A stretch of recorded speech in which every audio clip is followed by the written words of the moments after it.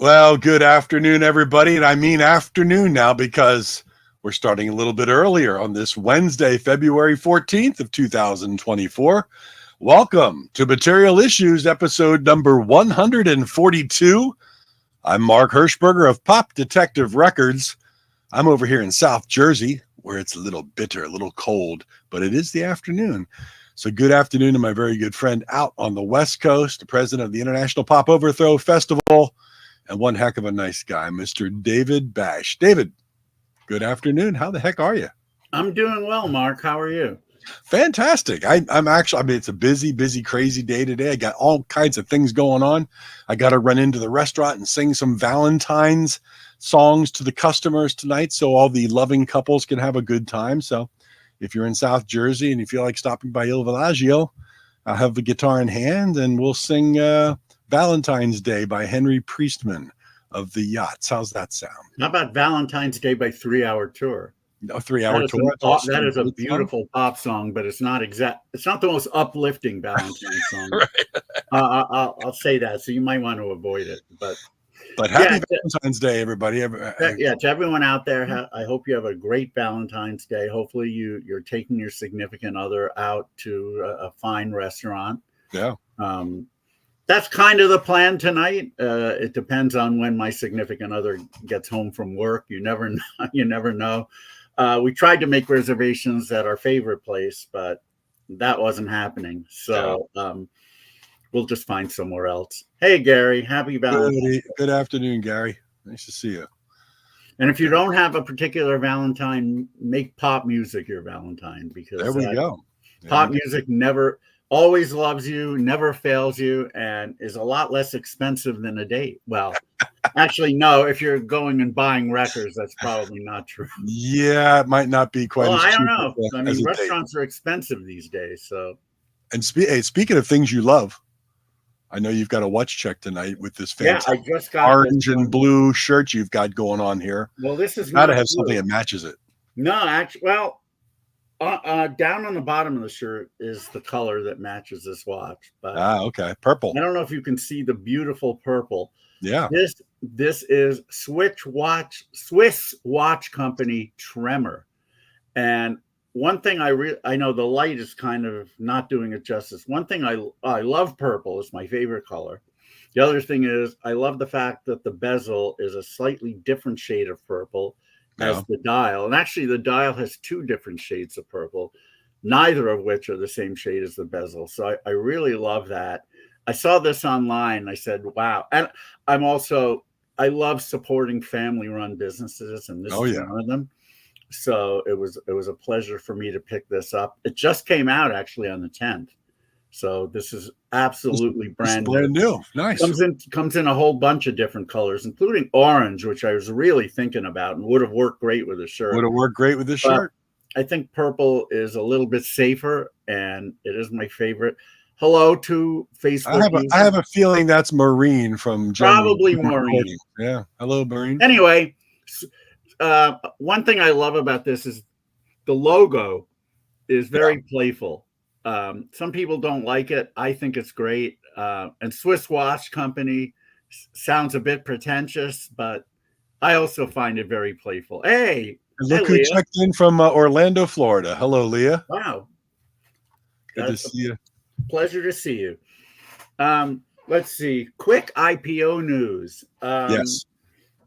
Well, nothing much. I'm putting the Chicago schedule together this weekend, and it's looking really good. And then Liverpool, of course, in a couple of weeks, we'll have that one together as well. Copenhagen a little bit after that. So yeah, things are moving along. And speaking of Liverpool, just to make a little drop mention, there's a track on our guest's new album called Liverpool, which is really, really. We might be hearing that track. We might be hearing that track. We really might, yeah. Well, let's not hesitate. Let's get our guest on. For anybody watching, you already know he is one of the power pop icons from his days back as one of the main men of the Nerves, who really kind of set the stage for a lot of this stuff. Then he and Peter Case of the Nerves formed the Breakaways. put out some stuff, and here we go. And then, of course, the band for which he's most known, The Beat, which he led exclusively, who put out a few great records, and the debut is definitely iconic, no doubt about it. Mark, you and I were talking about the amazing songs that are on that, the ones that are just incredibly classic, that you just don't forget. Like A Rock and Roll Girl and You Won't Be Happy, Workaday World, Working Too Hard, Let Me Into Your Life. Just incredible stuff. Well, he's never stopped, and he's put out a lot of solo records over the years, but now he has a brand new one, and dare I say this is one of his best. This is his best in a long time, honestly. It's called Stand Back and Take a Good Look, and it's on Gem Records, and it's coming out on Friday. Wow. And you'll be able to get it from Gem, from Amazon, all that good stuff. And he's got a CD release show on Friday in New York at the venue we use for IPO, the Parkside Lounge. Nice. So big shout out to Kip and Gavin and everybody there. Yeah. So if you're in New York on Friday night, definitely go check this out. I'm sure it's going to be a wonderful show. It's good. He's a wonderful guy. And we started early so he could enjoy Valentine's Day with everybody else. So without further ado, would you please give a huge welcome to Mr. Paul Collins? And there he is. With an amazing Hello, shirt. everybody. Very nice to be here. I want that shirt so bad. David, I think we have you outnumbered on this show. No doubt about it. Well, Paul, right off the bat, I told David earlier before the show, so I said we should get right into the brand new album and talk about it first and foremost. But I have to tell you, we discussed earlier before the show started how I saw you many years ago on the Nonstop Pop Road show in Philadelphia, which was something. But I told David before you logged on that, not to be cliche and say top 5 albums of all time. So I'll say my top 6 albums of all time in no particular order. The debut from The Beat is one of my all-time favorite. It never leaves my head. I'm always out walking my dog, and something like Different Kind of Girl or Don't Wait Up for Me, I don't know why it is, but all these years later, it still rings in my head. So thank you for one of the most classic power pop, sing-along, drive-along, run-along albums, whatever you want to call it, that has ever been put together, my friend. I just got to say that. Well, I feel it's funny. I feel the same way, and not because I did it, because it really feels like, especially after trying to do this for so many years, I know now how lucky we all were. The band and me and Steve and that we were able to do that. It really doesn't, it feels like a gift in a way. Because to have all those songs come together so wonderfully, to be working with, Bruce Botnick was like, he's like an A-team producer. So everybody was at the top of their game. And, I'm sure, David, you talk, both of you guys talk to a lot of musicians who've been making records for a long time. Mm-hmm. And, you never know, sometimes it works, sometimes it doesn't, sometimes, certain songs, come to fruition, and others are, for one reason or another, it's just that they don't rise to the top or whatever. And that record was just one of those records where the stars were lined up, and everything that could have gone right did, and everything that could have gone wrong didn't. And that's a miracle. What's the opposite of Murphy's Law? I guess that's what happened. Yeah, because we were kids and we didn't really, we kind of knew what we were doing. And believe me, we had done our homework. I've been in the Nerves where I really learned the basics about songwriting and also the criteria about quality. How good we, the level that we wanted to achieve. And also the breakaways were part of that too. Mm-hmm. But yeah, that record, has been a yardstick for me for my whole life, my whole professional career. When you listen to it, Are there times when you listen to it where you step outside yourself and you're listening to it as a fan and you're thinking, wow, this is really good? Oh yeah, now especially like when it came out on CD, because I had my label Wagon Wheel Records with my buddy Rick Wagner, and we reissued it.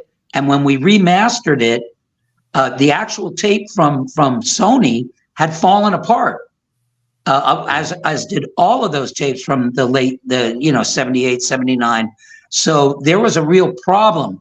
In fact, the original master for the CD, they had to play the tape for 1 minute, take it off, clean the heads, and play it again because there was so much gunk falling off the tape. And when Bruce, fortunately, I got in touch with Bruce, and he knew we were doing this. And when he heard the tape, he said, "No." He said, "Let's use my archival tape," because he's a total audiophile. So he had an archival tape that was totally pristine. And when I heard that thing on CD mastered, I was like, "Oh my goodness!" It was great. And yes, I listened to that, and it's now been so long. It's almost like I just listened to it like any other record I've listened to, and I go, "Yeah, man. Well, I don't know what we were doing, but we really had it down." But I'll tell you what, you know how all years later, after all the classics, when Chuck Berry would go out into a city and he would just round up whatever musicians were there and say, "Listen, we're not practicing. You know my stuff," and those musicians knew his stuff. With young power pop bands back when you were playing around, you could do the exact same thing with that album because every young power pop band worth their salt knew that album, and that's really funny that you bring that up because the original band was asked to back up Chuck Berry. And we had heard such horrific stories about what happened with the bands that went and did exactly what you said, played shows with Chuck Berry, no rehearsals. And we said, you know what? We love Chuck Berry and we don't want to take that chance. So we declined. Wow. Who knows what that would have been? Yeah. But that's kind of what I think about whenever I think about that kind of a classic of an album. And I have to ask you, Larry Whitman, the lead guitarist, had said that when you recorded that album, 4 of the tracks were one take. Yeah, there's live stuff there. The only song that I know that is actually completely live is "Look But Don't Touch," and it's great because we had never rehearsed the song. I had written it. We had kind of fooled around with it, but we had never played it. We didn't have an arrangement for it, and we're in the studio. And Bruce wanted to, check. He just wanted to check the board and check stuff. He was having some problem with something, signal or whatever. And he said, "Listen, play me something that's not slated for the album. I just want to check the sound and check, whatever, some stuff." So we did "Look But Don't Touch." And that was, it really is a miracle because, and bands do this, like you'll play a song once and it's like an amazing version and you're not really even keeping track of things. Well, how did we do it? I don't know. Wait a minute, did we do 2 bars more there or what? And when I say at the end, "Is that enough for you?" I'm actually speaking to Bruce saying, was that enough? Did you get whatever you wanted? And he had the presence of mind to have all the tracks open and recording. And that is a completely live in the studio take. No overdubbing was done to it. That's exactly what the band played. And it was literally the first time we played the song from top to bottom. Kind of like on Beach Boys Party where Carl says, "Sure. Thank you, Dean." Yep. Amazing. Well, I also heard that Louie was done like that. That makes sense. It makes sense to me. I believe that. But David asked whether you take a stand back and look at that kind of thing. Let's talk about stand back and taking a good listen. Appropriately enough, that's the title of the new album. And of course, everything behind you on the piano are all classic Paul Collins albums, which is a cool cover. And there's Mink DeVille in there. There's the Flaming Groovies, and there's my dear friends from Japan, Clockwork Flowers in there too. They were so excited when they saw that I stuck their record in there. And this is one of the few times when everything really did come together.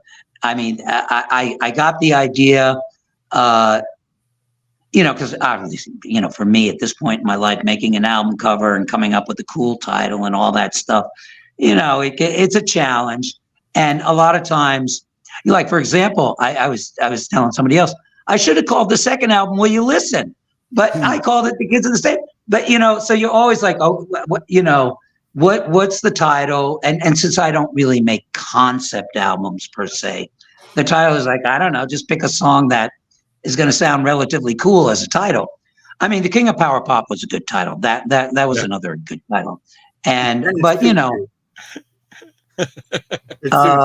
definitely. Yeah, it suits you. Yeah, well, it did until Dwight called me up one day, and I'm like, oh, damn, I forgot about Dwight. Because I figured when I used that title, most of my contemporaries were either deceased, like Doug Feiger, or they had stopped playing this kind of music, like Peter Case and others.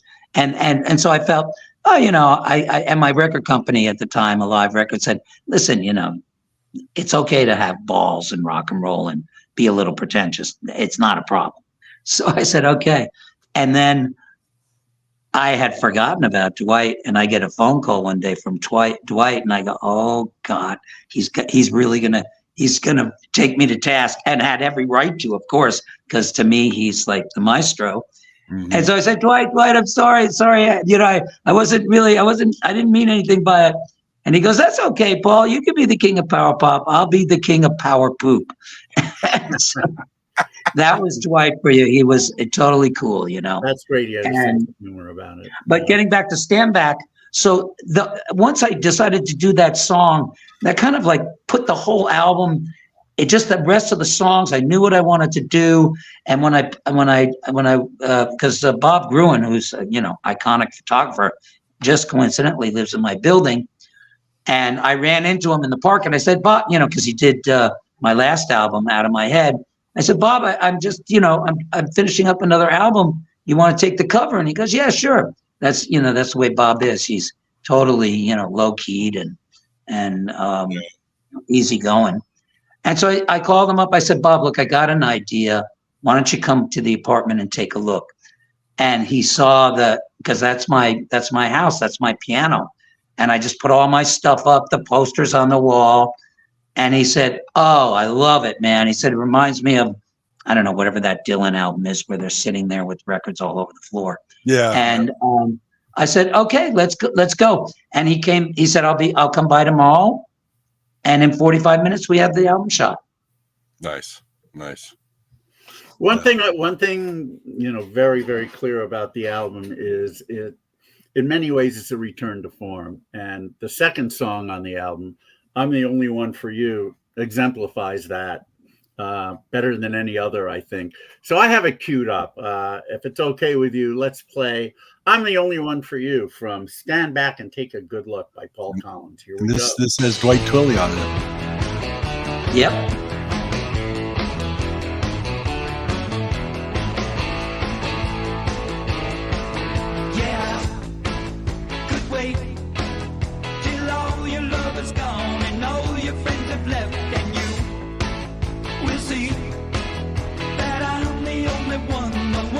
Just to give for you. I'm the only one for you. I'm the only one, yeah, I'm the only one for you.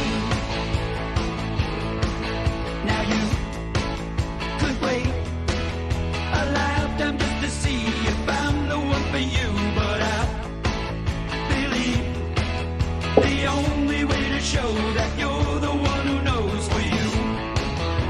I'm the only one for you. I'm the only one, yeah, I'm the only one for you. And when you hold me, I know that it's real. And when you show me, now it's time to make you mine, mine, mine, mine. Oh, I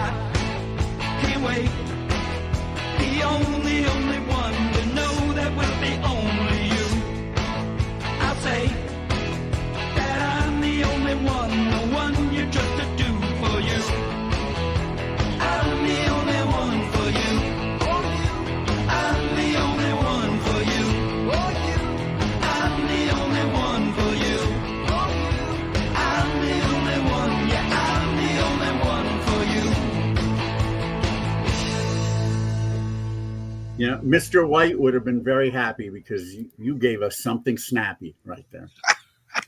Oh yeah, unfortunately, I mean, it's very bittersweet, and I think it's the last professional recording he did before he joined the all-star band in the sky.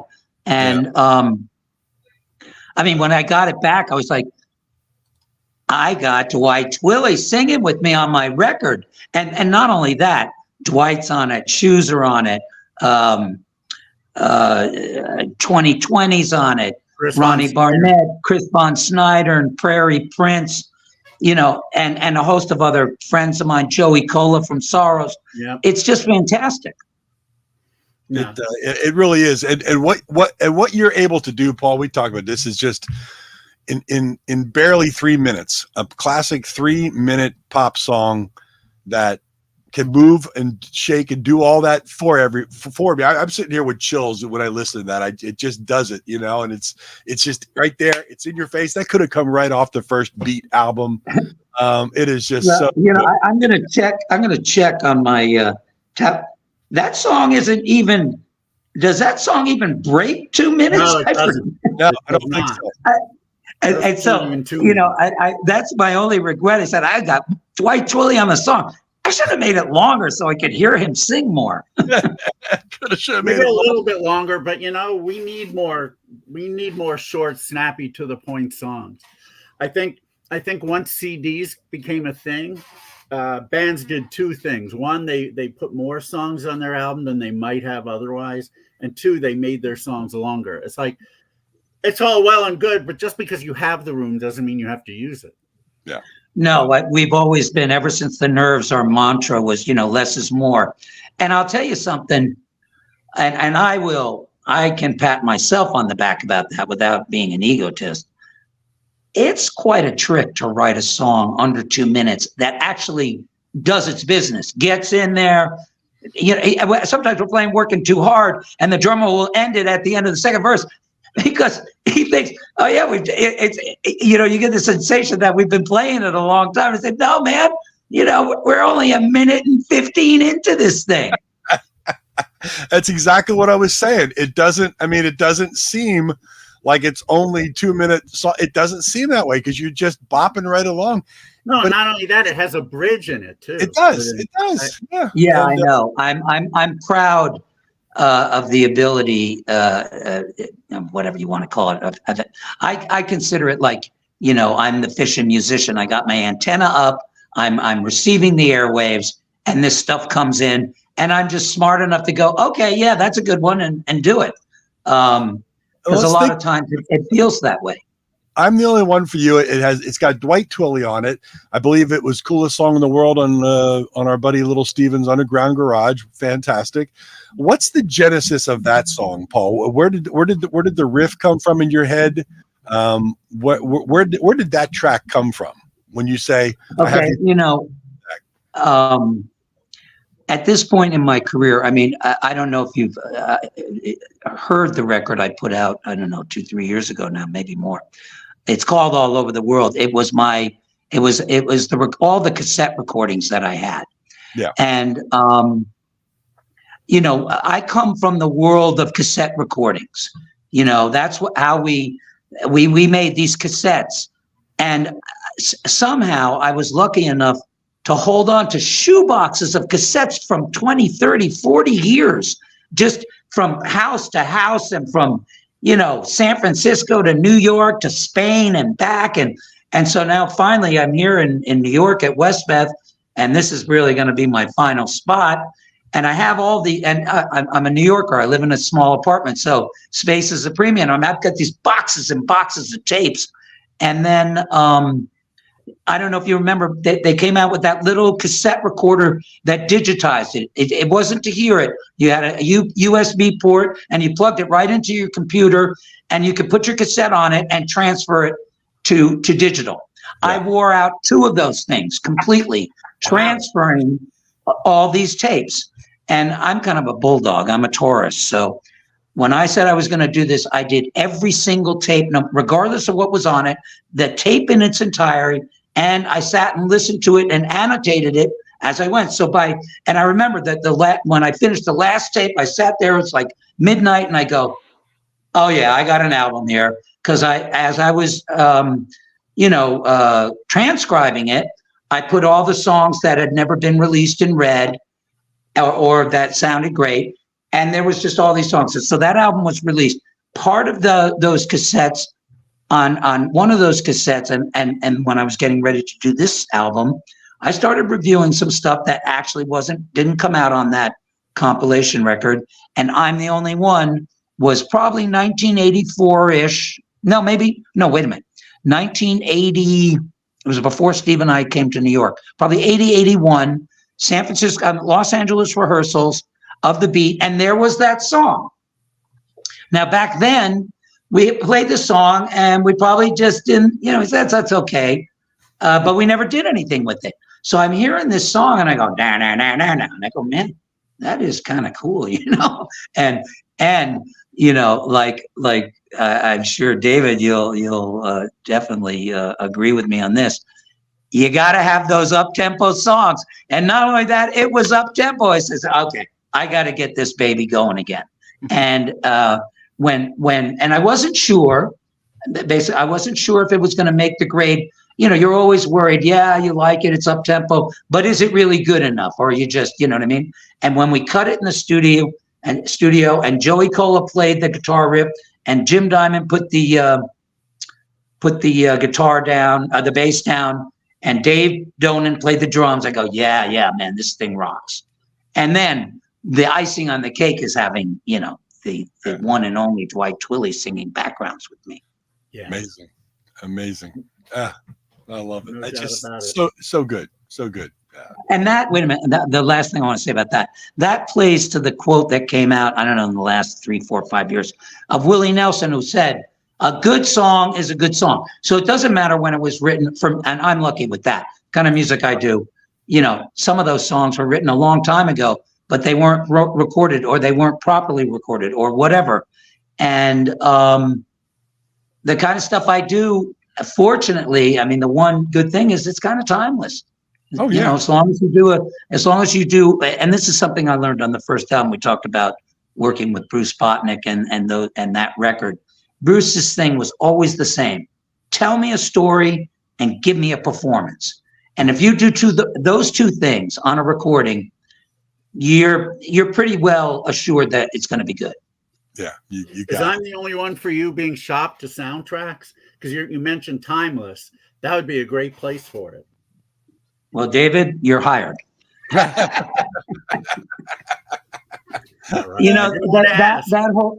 That whole thing is so hit or miss.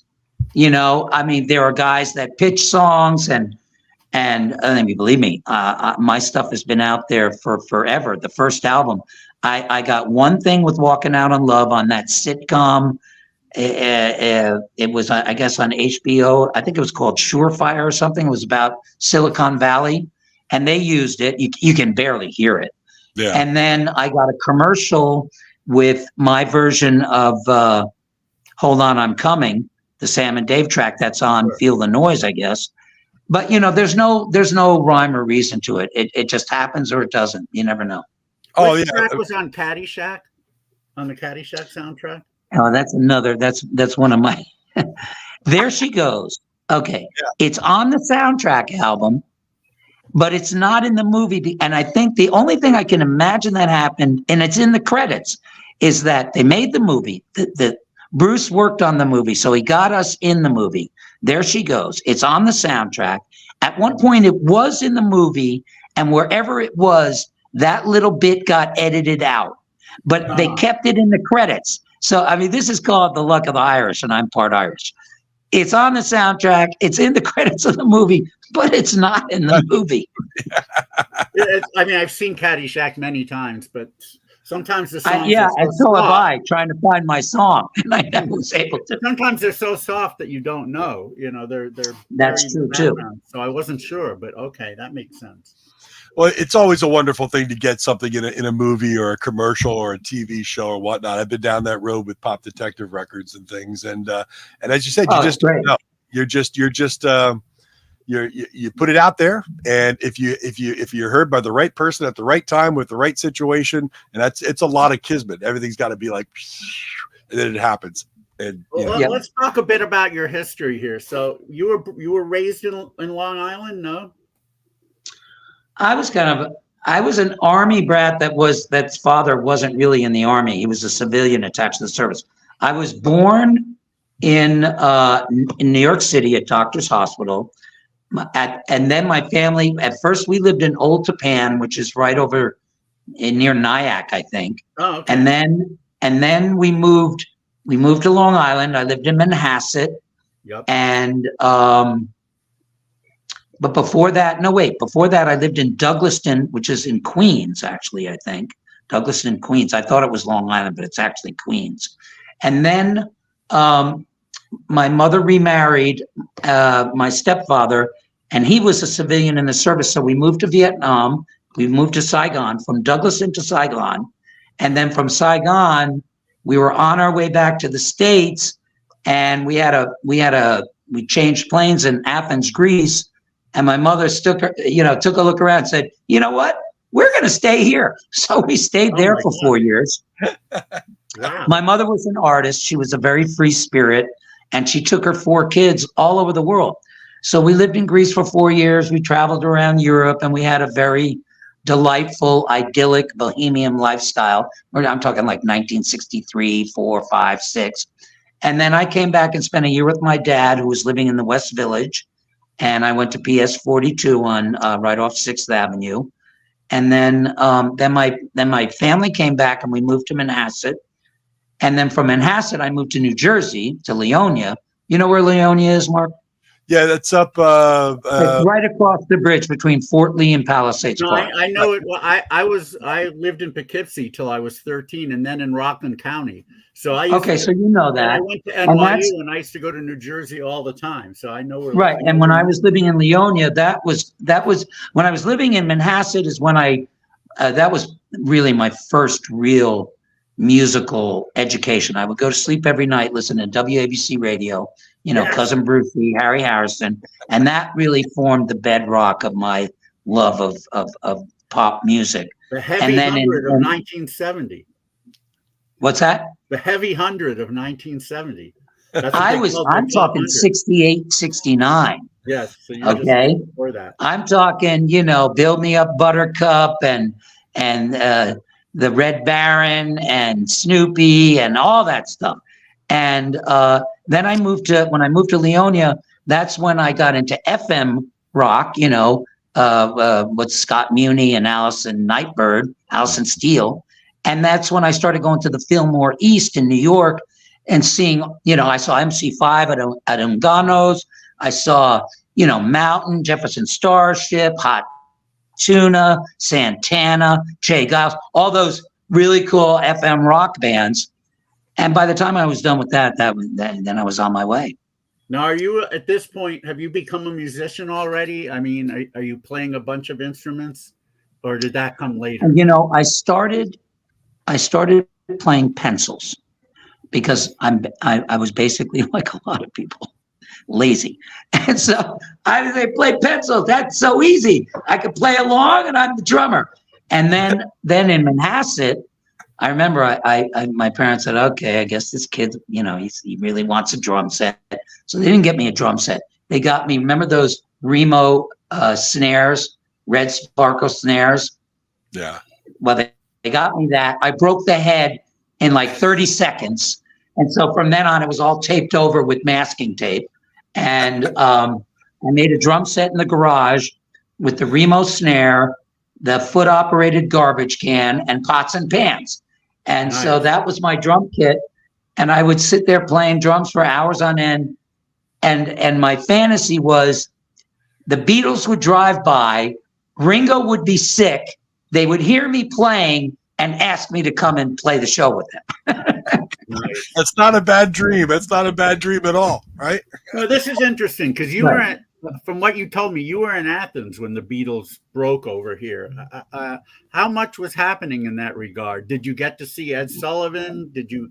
No, what I did, and this was a pivotal moment in my life.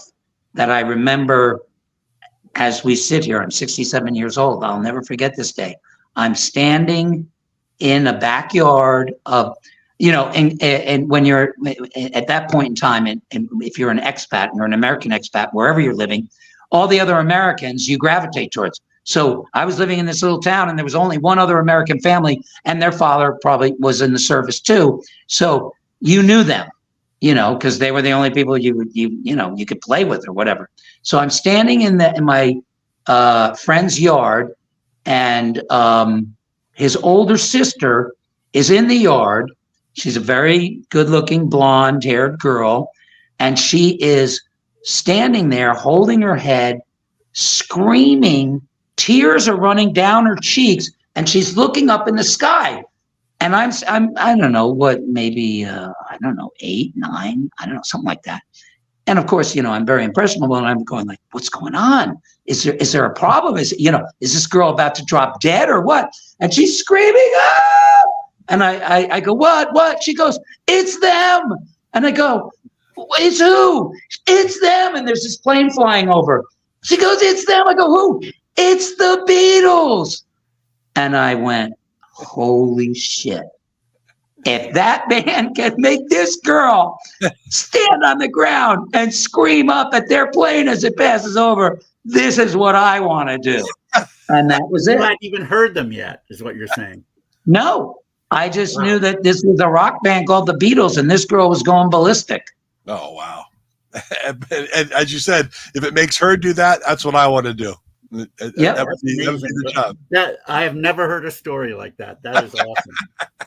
Well, neither have I. I mean, come on. I mean, can you imagine? You're this girl is, we know the groupies and the adulation for fans, but this girl is screaming at an airplane flying overhead. And this is like, we're talking, what was that? 1964? I don't know. I guess what? 4 or 5, something like that. Yeah. Crazy. Well, but that's a very Beatles Ed Sullivan adjacent story. Didn't see. Yeah, the Beatles, I think I'm probably along with a lot of people. I know there's divergence. Some people like the Stones more and stuff like that. The Beatles, for me, they kind of were the end all be all to the whole thing. They just had the whole package. And sometimes I have to get away from the Beatles. It's like, oh, man, I can't take it anymore. And I'd always love it when I heard a Beatles song. I go, yeah, that's not really that great. So it's like, yeah. But they're just, everything about them is just, to me, I idolize them. It's everything. It'll never. When do you join your first band? My first band was in Manhasset. In Leonia, and they were called Homegrown. And I forget how I met these guys. They were older than me. They were quite a bit older than me. And I remember they show up at I lived in a house, and I had a basement, which was a place to rehearse. You had to have a garage or a basement back in those days if you were going to do any kind of rock and roll. And so they show up at my house with I'm not kidding, maybe $10,000, $15,000 with a brand new musical equipment, a brand new drum set from me, a Rogers drum set. They had an ARP synthesizer, a PA, microphones, amps. And my stepfather, who was pretty savvy, he's like standing there going, I know something's going on here. There's no way these guys just showed up. Where'd you get that? Would it fall off the back of a truck somewhere? And they were all from Jersey. No, what do you call it? No slur intended, Mark. They were from Paramus or Passaic or something. And one of the guys worked at JFK in the luggage handling thing. And my stepfather was always really suspect about where did this stuff come from. Yeah. But that was my first band. Yeah, and is that would you say it's junior high, or is that senior high? What age were you? No, I was. Yeah, that was. Well, you got to bear in mind one thing. I was so desperate to get out of school, and just by coincidence, the town I lived in, Leonia, they had the first experimental school in the United States. You remember Summerhill in England? That was like a big deal. It was an experimental school where they didn't really have classrooms and teachers. It was just all kind of free form. Okay. And a lot of the teachers were actual professors that would give classes, but it was a very unstructured school method. And Leonia at the time, which is where Alan Arkin lived, which Marvin Kittman, who was a very successful writer. There were a lot of successful professors and people in the arts in that town. In fact, it was considered the most intellectual square mile in the United States. I'm not kidding. In the Encyclopedia Britannica. But so the parents came up with this thing. Let's have a free school here. It was called the Leonia Free School. No, the Leonia Alternative Free School. And so I was a part of it the first year, and some way I knew in the back of my mind that this was my shot. And I combined my 11th and 12th grades into 1 year, and I graduated a year early, which at that point was a big deal. I graduated when I was 17. Yeah. So, that was a big, big deal. And I just had this, I didn't want to drop out because I knew that, that might be stupid later on in life to be a dropout. And I don't even know where my diploma is, so I knew that this was my opportunity, and it was really easy. I doubled up on math and doubled up on English, and I graduated. Mm-hmm. And I also think the school really wanted me. They wanted me. They wanted me to move on. I was responsible for a lot of mischievousness in the school. We did all kinds of pranks that they knew we were doing, but they never caught us. So they were happy to see me go. And so I moved into New York, and then from there I was in New York only for a year, and then I went out to California. Were you writing this whole time? Were you starting to write at this point? No, what I was doing was, because of this band showing up with all their gear, something about that ARP synthesizer really magnetized me. So I started playing with that, and I had a Sony reel-to-reel tape deck. And I made I made this experimental tape, and I was, experimenting with tape speeds, and I had, I'd have flutes and drums. I'd speed them up, slow them down, pianos. I had the ARP synthesizer, and I made this really wild tape that eventually turned into a project that I did with my mom, who was an artist. She took clear, transparent slides and painted with oil paints onto them. And that in a projector looked like, it was like a really trippy light show. And we did that with my music. And the tape I made was what I used to get accepted into Juilliard. And I got accepted into Juilliard as a composition major based on this tape. I went there for a year. And that's when I started to, and I was a drummer also.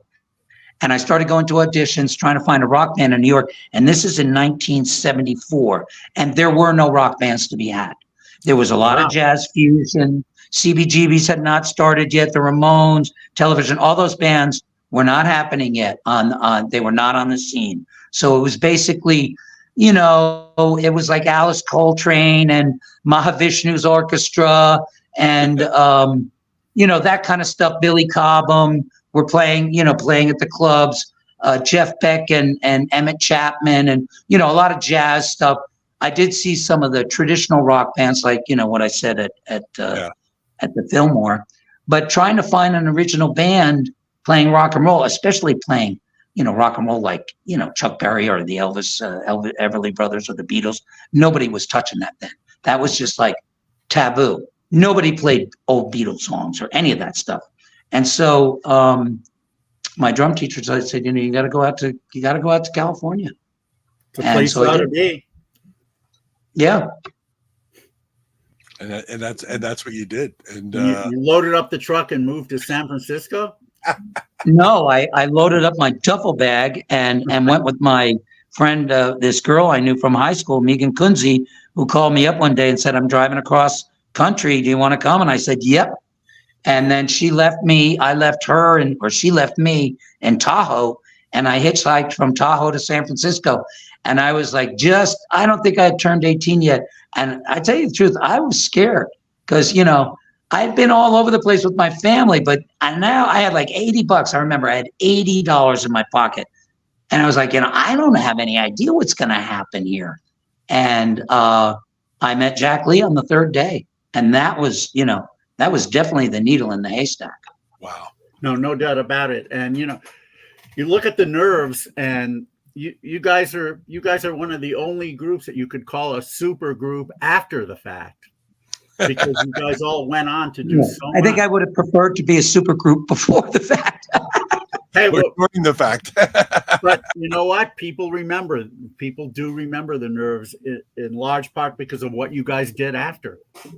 Yeah, well, you know, when you think about it, and when you think about, you know, how many groups there are and how much competition there is and how much music is out there, the fact that this little band, you know, it was able to make such an impact, you know, that lasts all these years later with just one EP, no record company really, no industry support.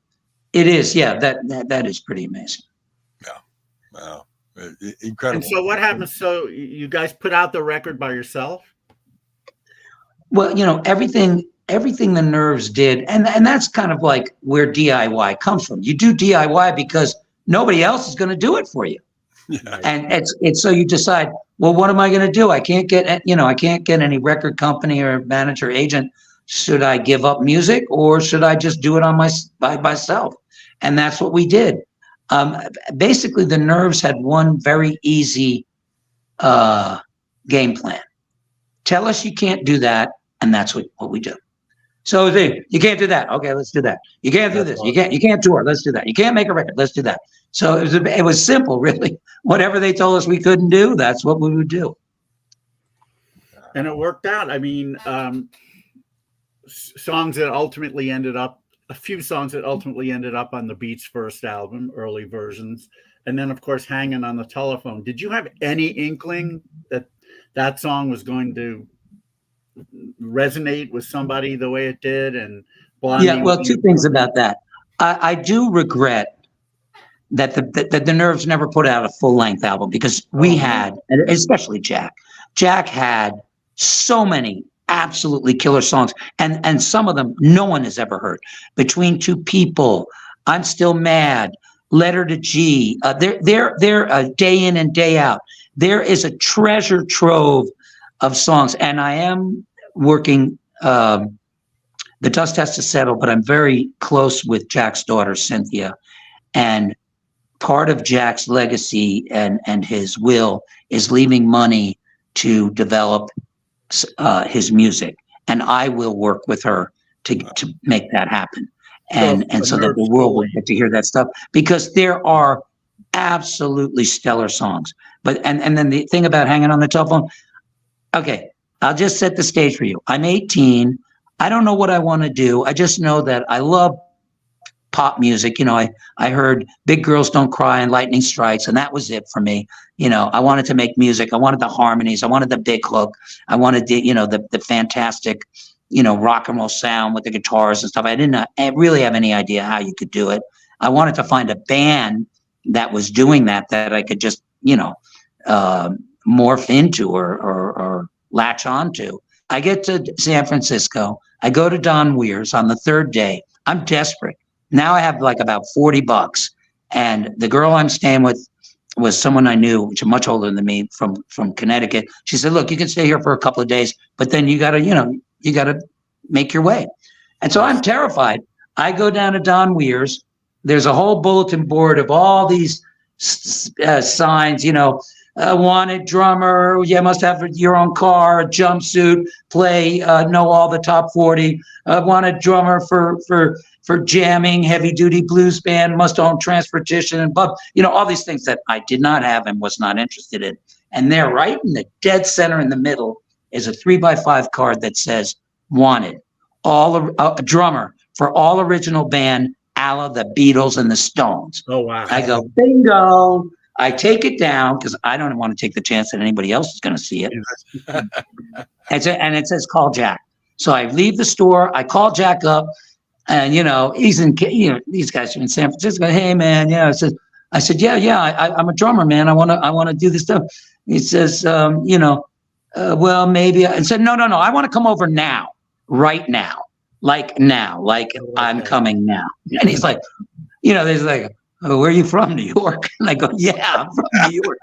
And, when it's like I like to say, when you're 18 and you want to be a rock star, you have zero time to waste. Yeah. So I jump on a cable car. I go up to his house. I get there. He's living in a rundown rooming house, a transient flop house, funky as all hell.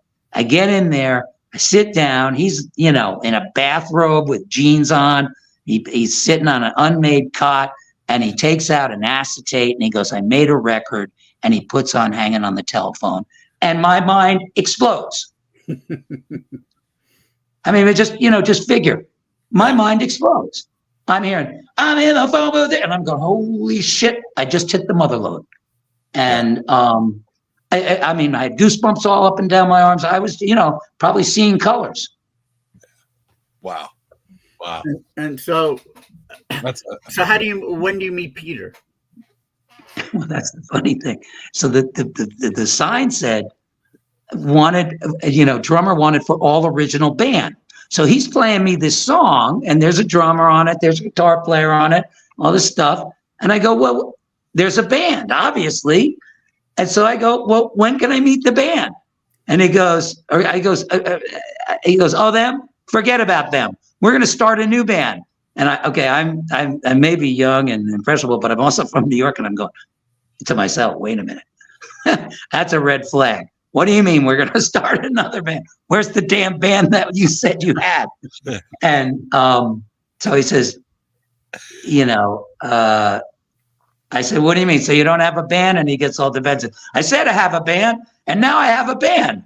Meaning, I'm going to join the band. So we got a band. And so I go, okay, well, who do we got to get? He said, I know this guy, Peter. And as it turns out, Peter and Jack knew each other, had tried on various occasions to do something, and it had never worked out.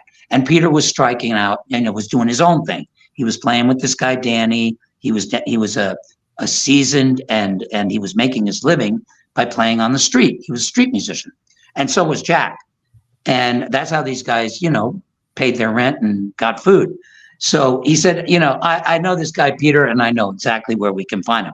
And I'm like, okay, man, let's go. Let's go now. And so we go to the wharf, and Peter's there playing guitar with Danny, and they're doing Everly Brothers songs. And I'm listening to him, and I go, oh my God, Peter Case, how he sings. He's singing with this guy who's also a good singer. They're hitting all the harmonies. They're playing the music that I want to make, Chuck Berry, Everly Brothers, all that kind of stuff. So I'm like, and he looks cool. He's got a beat up varsity jacket, the black Buddy Holly glasses, drinking a beer out of a paper bag. So I go, shit, this, and he sings like nobody's business. And so Jack, we go up, and Jack had told me, look, take it easy. Don't let me do the talking, Peter. You got to present this the right way. You can't just. So I go, Jack and I are starting a band. You want to join? And Jack's like, I told you not to. And Peter's like, what do you mean, man? He's very aloof and stuff. But eventually he comes around, and that was it. Your New York attitude made this happen. Without it, I don't know. It probably would not happen. No, actually, I'll take that compliment, David. Thank you. And Jack did tell me years later. He said, man, you were the motor. We were all there. We just couldn't get it together. We would do stuff. It would fall apart. It was like today, tomorrow, the next day. And all of a sudden you come along with this unbridled enthusiasm and this energy, and you wanted to do it yesterday, so that really put everybody in motion. What I find most remarkable about this, I'd never really thought about it, but you had like $40 left. You were pretty much at the precipice at that point, and you find this ad. Had you not found the ad, you may have just hightailed it back to New York and given up on the whole thing. It makes you wonder how many people who had amazing talent just didn't get the kind of break you got and gave up music, and we never got to hear it. There's so much luck involved in this beyond talent. There's so many different factors, and this was a real luck factor for you. Yeah. Yeah. Did you see that? Somebody posted that. You know that guy from Greece, Milo? I don't think so. From Greece. He's on Facebook all the time. He posted this thing about these two guys, Something and Peaches, like a record that came out a long time ago. Peach and Lee. Peach and Lee, yeah. We had them as a guest. Okay, he said that. Yeah, he said that whole thing that you just said about them. Yeah. This is really, I mean, this is one of the more amazing stories that we've heard, because I mean, again, you know, what would you have done? And because you saw that ad, the rest was history for all of you. It's really something. Yeah, well, to tell you the truth, so you asked me what did I feel when I heard the song, besides it blowing my mind. You know, now I didn't write this song, so I'm going, okay, it's a done deal. 2 weeks, 3 weeks tops, we're going to be huge rock and roll stars. We're going to be as big as the Beatles. As soon as people hear this stuff, it's a done deal. And I could not process how hard it was for us to get anywhere. I was like, you got to be kidding me. And not only that, we have Come Back and Stay, we have When You Find Out, and forget my songs, because, you know, I wrote them, so I'm partial to them. I thought they were good, and I didn't even have that yet. When I heard Jack and Peter's songs, I was like, there's no way I'm getting left out of this. I'm going to write a song if it kills me. And I spent 2 years working on writing songs. And to tell you the truth, Jack was really so good with me on that. I would say, Jack, what do you think of this? And he goes, well, yeah, you know, you got to keep working on it. But, you know, and then when I played him Working Too Hard, he had this big smile on. He said, all right, man, you fucking did it. That's a song. And then the You Won't Be Happy was the next one. And it was so great to be working with someone that would encourage you. And I would see him work. I mean, he would sit there and he would pour over his lyrics, every comma, every period, every sentence, every space, every this, every that. You know, that was his work ethic was, you know, he'd always say, you know, you got to get all the fat off it, every ounce of fat. It's just, you got to distill it down to the bare bones essence. And then, you know, you got something. You see, it isn't that amazing how you meet him at that time in that place, and that's the lessons that you learned, and then you put that into effect with the beat. I mean, that all comes from, just as David said, such a random moment when you see a card right there on the wall. Stuff like that is just like it is a confluence of so many factors. Yeah. It's really amazing. Unreal. Yeah, and you know, the funny thing is, after the whole experience, and you know, then I had the beat, and you know, I lost touch with Jack. This is all pre-cell phone and email and all that stuff, and I really lost touch with him for many, many years. So then the beat happened. Then I went into the 90s, and you know, my career was really tanking, and I went through a really low period where, you know, it just seemed that, you know, I couldn't really get anything going on. I couldn't even dream of supporting myself with my music, because I'm sure you guys remember when this music literally fell off the face of the earth. Yeah. And there was no interest at all in it. And I was just like, okay, well, that's it. I don't know. What am I going to do? And that's kind of like when guys like us dabbled more in Americana or something. We got to find somewhere to hang our hat and get out there. And you know, I listened to as much Johnny Cash as I did to the Beatles, so I didn't think it was any big deal. And it was still, the bottom line was, a good song's a good song. If I could write a good song and it was operatic, I'd take it. I don't care. And I was so desperate, really desperate, worse than ever. And the only guy I knew personally that to me was, I still idolized, like the Beatles, that had done it, that had scaled the heights, that was in the winner's circle, was Jack Lee. He'd had big hits, and those hits were still working for him, and he was still getting mega royalty checks. So I dug him up, and I finally found his number. I forget how I found it. And I call him up late at night, and he picks up the phone and he goes, "Who is it?" And I go, "Jack, it's Paul." "Hey, Paul, how you doing?" And I swear to God, after 15 years of not talking to the guy, within 30 seconds, we were right back where we were when I was 18. Yeah, that's how it goes. It's great when you have that kind of connection and you reconnect, and there it is. Unfortunately, we have to get going. But a couple of things. One, we want you back in a few weeks so we can talk more about the beat and everything else, if that's okay with you.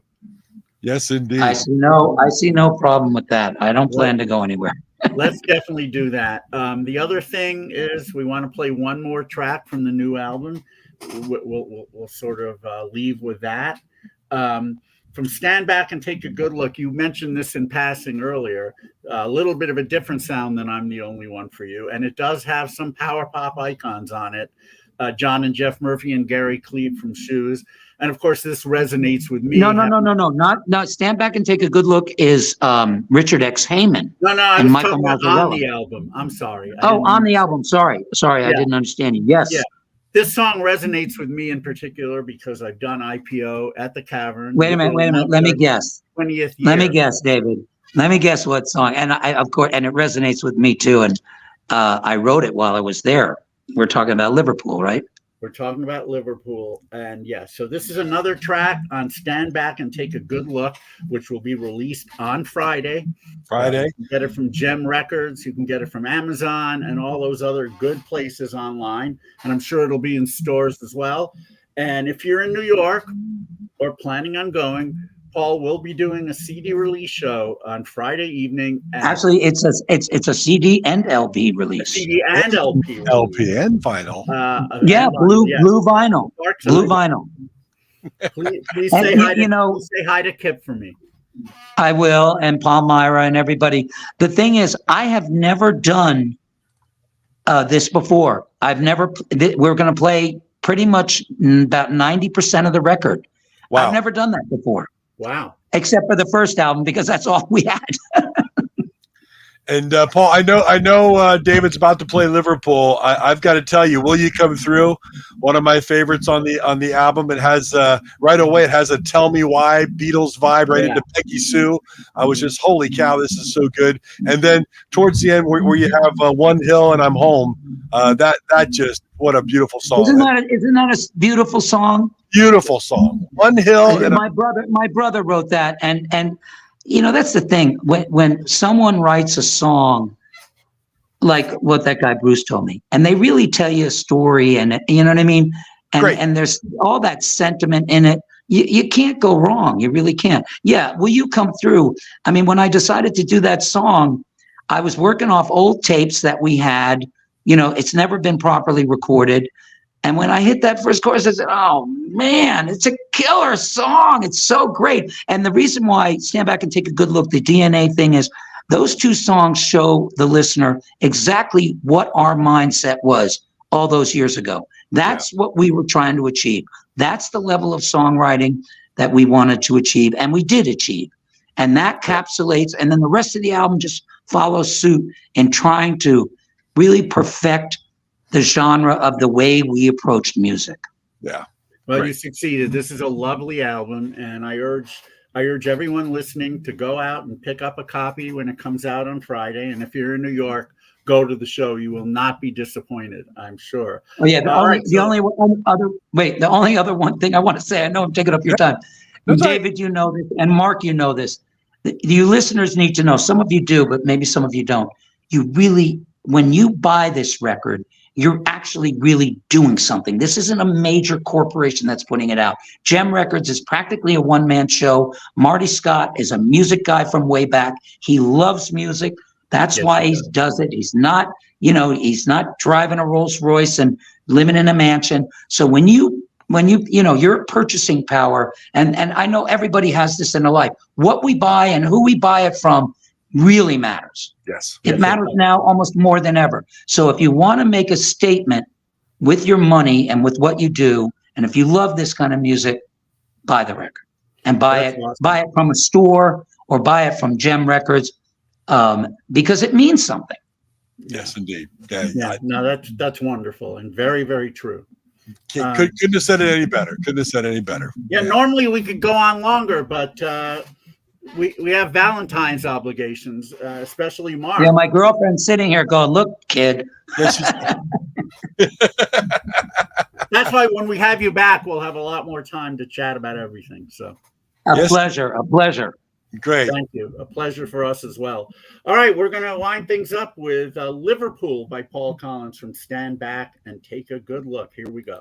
Gem Recordings.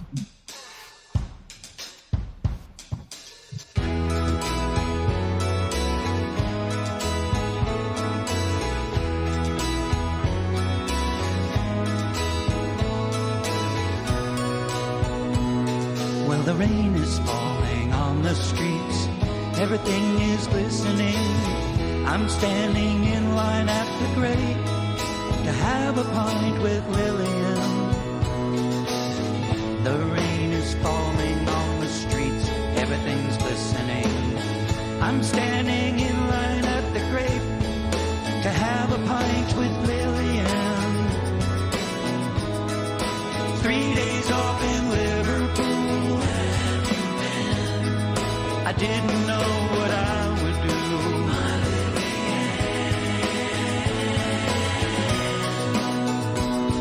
Now the taxi's waiting at the door to take me to the station. I'll catch that London train from Lime Street Station. The taxi's waiting at the door to take me to the station. I'll catch that London train from Lime Street Station. 3 days off in Liverpool, standing where the Beatles stood.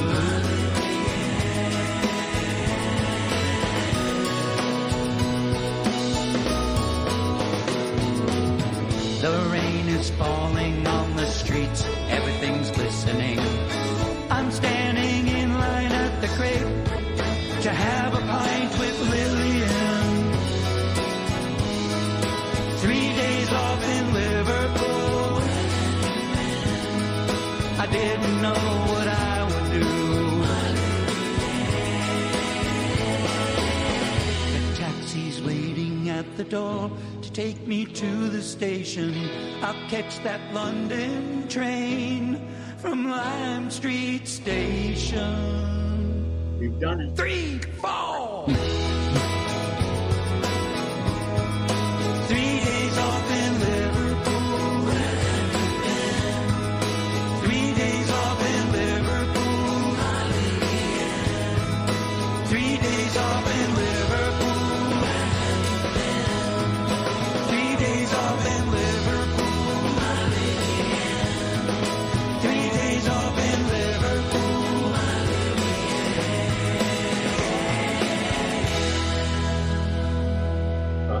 Of course, gotta end it that way. Wonderful song. It really was. Yeah,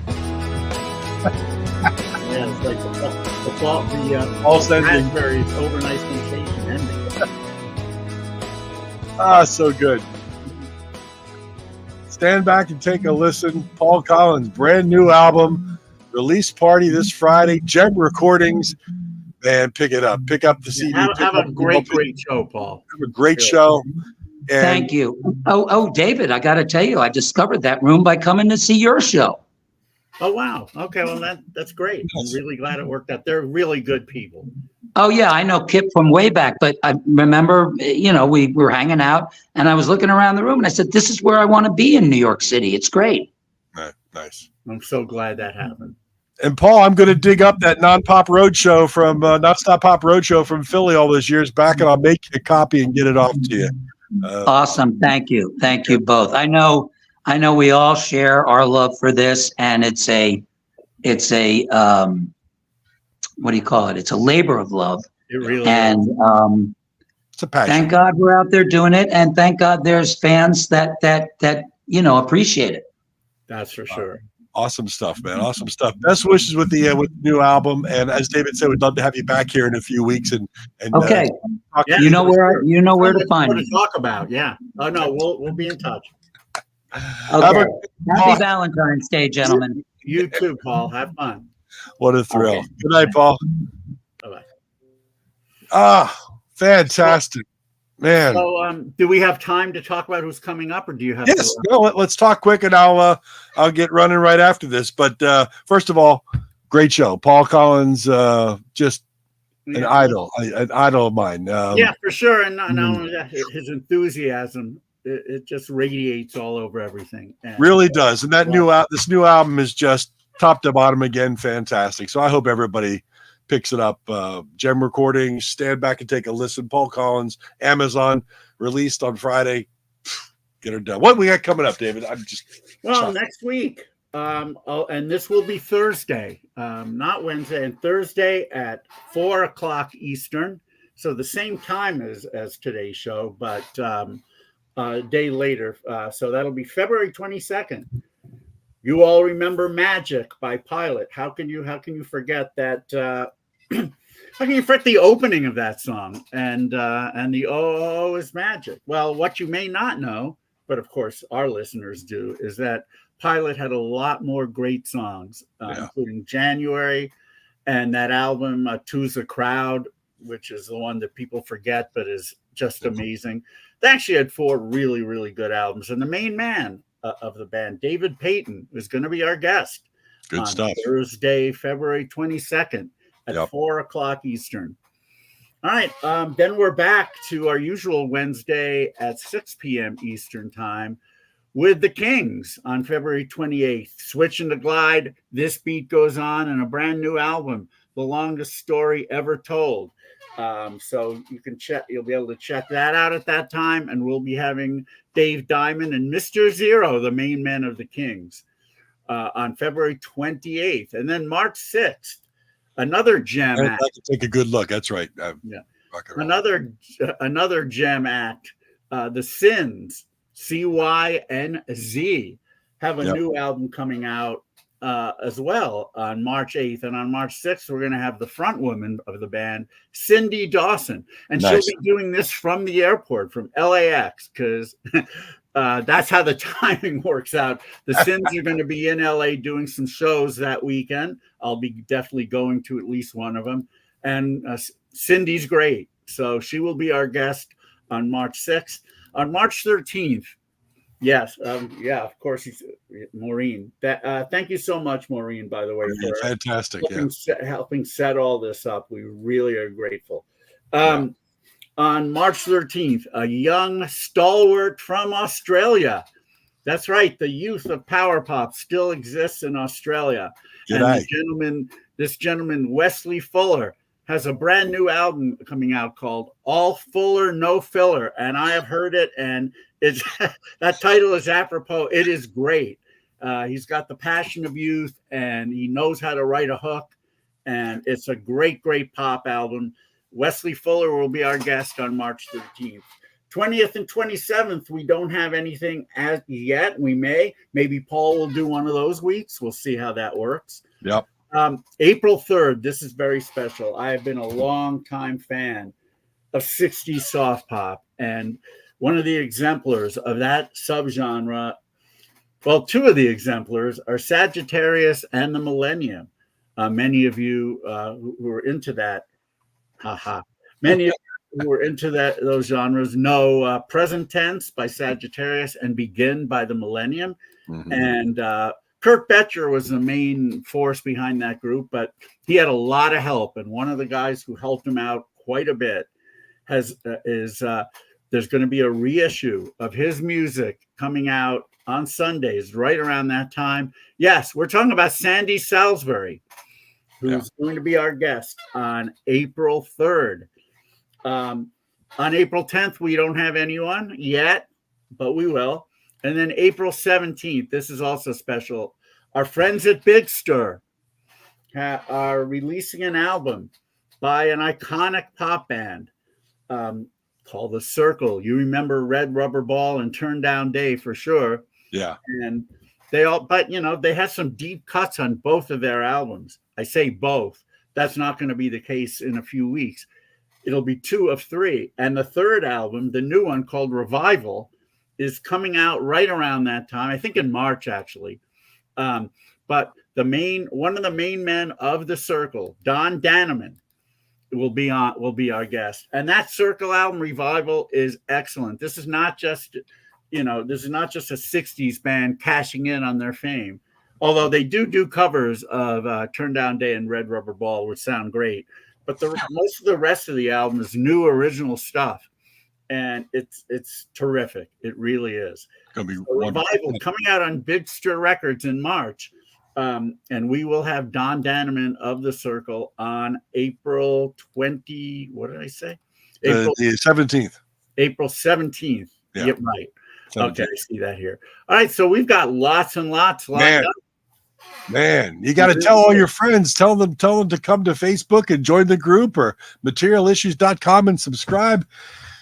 You don't want to just hide it to yourself, because we've got so many great people coming up. We really do. 142 episodes in the archives. It's amazing, and we're so thankful for these people who give us of their time and talent to be on the show. Thank you, Maureen. We appreciate your help. Yeah, wonderful. Just amazing stuff coming up. I'm chuffed. That's my word. That's my word of the year. Chuffed. I like to say chuffed. Me too. Yeah.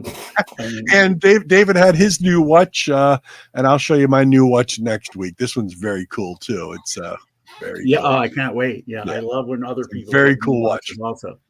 Yeah. All right. So everyone, listen, thank you for hanging out with us. Happy Valentine's Day. Hopefully you've got a Valentine to celebrate with this evening, or this afternoon, or wherever you are. Yes, I am. Yeah. And so have fun and have a great week, and stay safe, and we'll look forward to seeing you next week. Next Thursday with David Payton. Thursday at 4:00 Eastern with David Payton of Pilot. Have a great night, everybody. Hey, David. Yes. Valentine's love to Arena. And Valentine's love to everyone at your restaurant. Yes. If you're near Il Villaggio and Cherry Hill, come on out tonight. I'll be hanging out, and I'll sing you a Valentine's love song. Yeah, along with Ches, Hannah, and Leah, of course. Yeah, Leah checked into the show tonight. I haven't seen her. Really? I don't know if she's still here, but that was a pleasant surprise. All right, everybody, have a great one. We'll see you next week. Absolutely. Cheers. Take care.